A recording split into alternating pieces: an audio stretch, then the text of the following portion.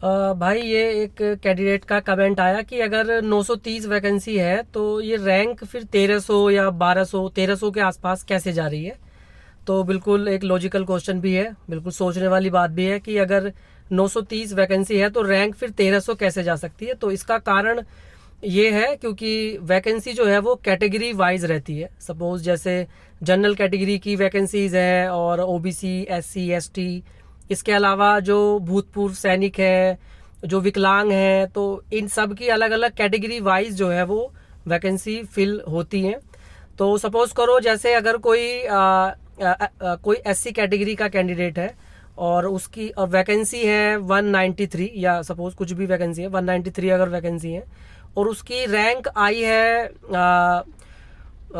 लगभग 1500, मतलब 1500 उसकी रैंक है नंबर के हिसाब से, तो वो भर्ती होगा एससी कैटेगरी में ही और उसकी रैंक भी वो रहेगी एससी, मतलब इस कैटेगरी में आने की वजह से उसकी रैंक चेंज नहीं होगी, तो वो रैंक उसकी वही रहेगी।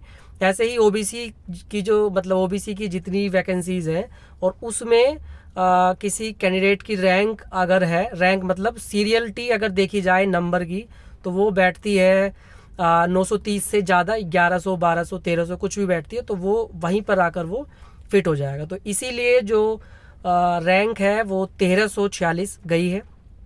और कोई भूतपूर्व सैनिक है, कोई स्वतंत्रता सेनानी है और एक्स सर्विसमैन है, तो उनकी भी जो रैंक आई है तो वो उतने जो कोटे की एक लिमिटेड सीट है उस पर वो रैंक वाइज वो वहाँ पर फिट हो गई हैं। तो आई होप कि आपको ये इस क्वेश्चन का जवाब जो है मिल गया होगा। Thank you so much for watching.